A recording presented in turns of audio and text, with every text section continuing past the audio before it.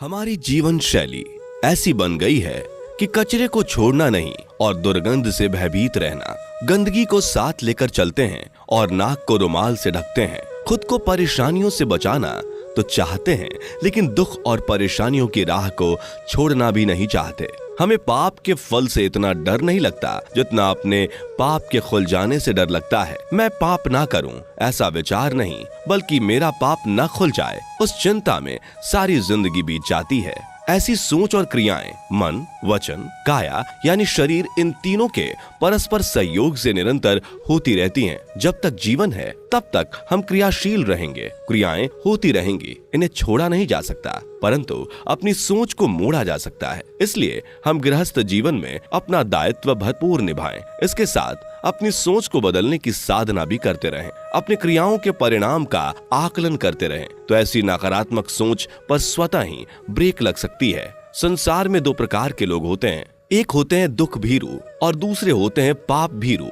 दुख भीरू लोग दुखों की आशंका मात्र से ही भयभीत हो जाते हैं, लेकिन जो पाप भीरू होते हैं वे पाप करने से डरते हैं। अब यह हमारा विकल्प है कि हम किस जीवन शैली को श्रेष्ठ मानते हैं, पाप भीरू को या दुख भीरू को। अगर हमें आत्मा से परमात्मा बनने की चाह है, साधना पथ के पथिक हैं, तो अवश्य ही पाप भीरू जीवन शैली हमारे लिए श्रेयकर है।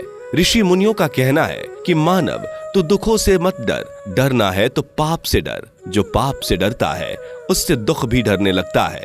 जब भी पाप में प्रवेश करने का अवसर मिले, मन वहां तुरंत पहुंच जाता है। वचन और शरीर भी उसे सपोर्ट देने के लिए तत्पर रहते हैं। दूसरी ओर मन को धर्म में लगाने के लिए प्रयास करने पड़ते हैं। हम शरीर से धर्मस्थल तक तो पहुंच जाते हैं, वचन से मौन भी हो जाते हैं, किंतु बहुधा मन नहीं जुड़ पाता। इसलिए प्रार्थना, ध्यान या किसी भी धर्म साधना, आराधना के समय नेत्रों को बंद रखने को कहा जाता है, कहीं कोई बाहरी दृश्य ना दिखे, क्योंकि हम अभी छद्मस्त अपूर्ण दशा में हैं। इतने तटस्थ भी नहीं है कि बाहर का दृश्य दिखे और मन में तरंगे पैदा ना हो।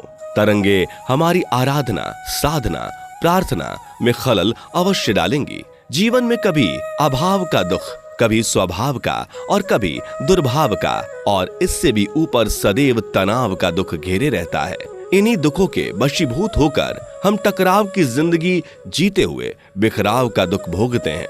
दुखों से सभी डरते हैं क्योंकि दुख अप्रिय हैं। दुखों से दूर रहने और सुख पाने की चाह में हम नए नए पापों में प्रवेश करने लगते हैं। यही हमारी सबसे बड़ी भूल होती है। पाप का फल सुख रोकता है। सुख चाहिए तो पाप से मुक्त होने की चाह जागृत करनी होगी। दुखों से छुटकारा और सुख की प्राप्ति का एकमात्र मार्ग है धर्म को आत्मसात करना। जहाँ धर्म है वहाँ पाप नहीं है, और जब पाप नहीं तो वहाँ दुख नहीं।